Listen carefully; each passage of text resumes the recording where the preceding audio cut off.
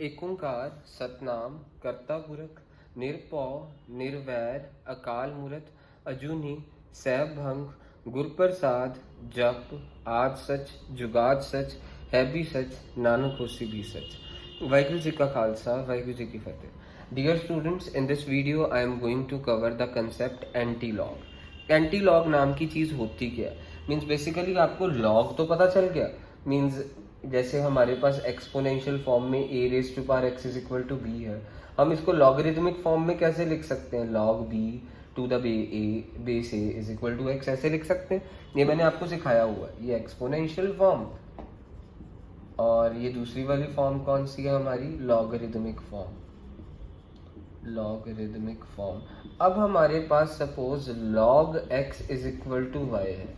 जब ये log उधर चले जाएगा तो वो क्या बन जाएगा? Anti log.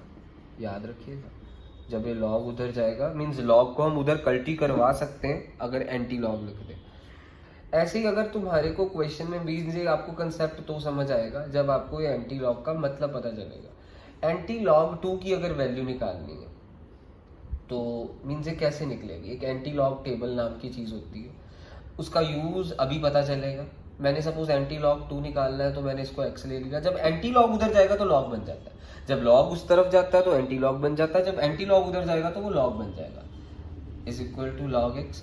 तो अब हमारे पास तो ये log x आ गया। तो अब हमारे पास जब कोई log का बेस नहीं होता तो हम उसका बेस क्या मान लेते हैं? 10।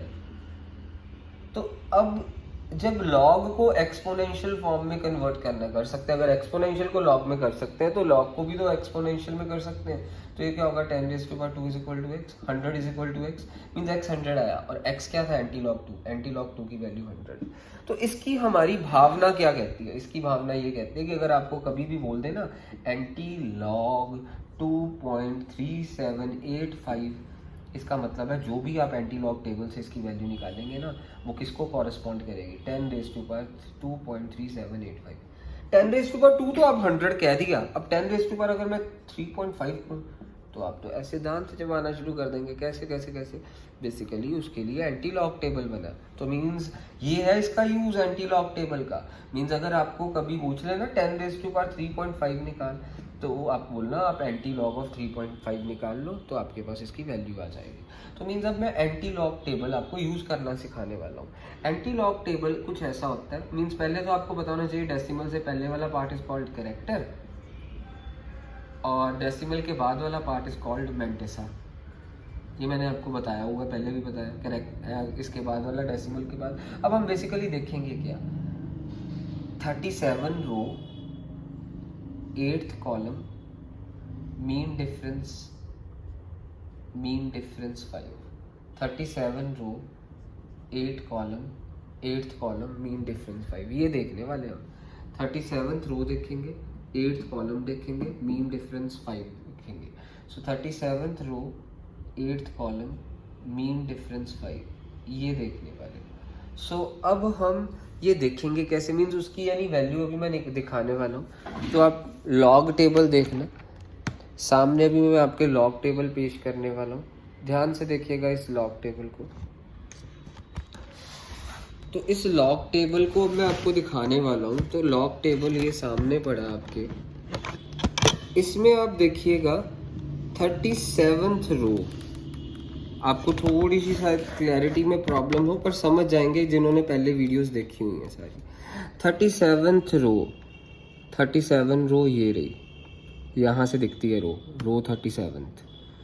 37th रो 8th कॉलम 0 1 2 3 4 5 6 7 8, उस पर वैल्यू है 2388। मैंने 2388 को साइड पे लिखा, मीन्स 2388 को बोर्ड पे साइड पे लिखी और मैंने आपको बाद में बताता हूँ, वहाँ पे दिखाऊंगा। फिर 5th मीन डिफरेंस 5, यहाँ पे मीन डिफरेंस है। 37 रो 8th कॉलम मीन डिफरेंस 5 और मीन डिफरेंस 5 पे वैल्यू कितनी है? 3। तो मैं मीन डिफरेंस 5 पे 3 को साइड पे रख दिया। अब मैंने 3 को भी साइड पे लिख लिया। मीन डिफरेंस 5 वाले कॉलम पे वैल्यू है 3। सो 37 रो 8th column mean difference 5 means अब मैंने जब लॉग टेबल देखा ना तो मेरे पास ये वैल्यू आई 37 रो मैंने आपको एंटी लॉग टेबल, ये आपने एंटी लॉग टेबल देखना है। मैथ्स का एक एंटी लॉग टेबल होता है, मीन्स एक लॉग टेबल होता है, एक एंटी लॉग टेबल होता है। मैंने एंटी लॉग टेबल देखा, मैंने आपको दिखाया भी। 37th रो पे वैल्यू कितनी है? 2388 है ना, 2388। और 37th रो, हमने 37th रो कॉलम 8 पे 2388 है और मीन डिफरेंस 5 पे वैल्यू कितनी थी? 3। इन दोनों को प्लस करा तो मेरे पास क्या आया? बेसिकली 2391। अब करेक्टर में क्या 2 में +1 करें, 2 में +1 करेंगे तो क्या आ रहा है? 3। मीन्स हमने डेसिमल इस जगह पे लगाना है, ऐसे लगाना है कि मेरे पास कि डेसिमल से पहले 3 डिजिट्स हो। मीन्स यहाँ पे 3 होता तो मैं डेसिमल ऐसे लगाता कि डेसिमल से पहले 4 डिजिट हो।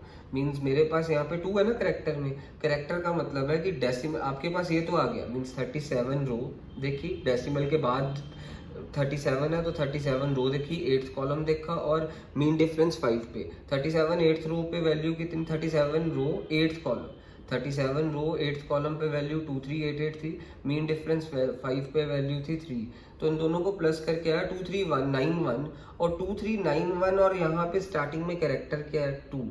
मीन्स डेसिमल से पहले वाला कैरेक्टर, इसमें +1 करें 3 आया।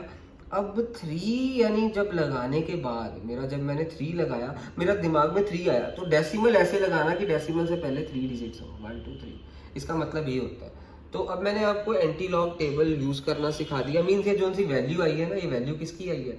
10⁻2.3785 की वैल्यू ये है 239.1। मीन्स 10⁻2.3785 की वैल्यू 239.1 आई। ये हमारा कंसेप्ट क्लैरिटी करवा दिया मैंने तुम्हारे को, एंटी लॉग टेबल का प्रैक्टिकल यूज भी बता दिया। सो इसको ध्यान से देखिएगा और जो क्वेश्चंस दूंगा उसको अच्छे से समझिएगा।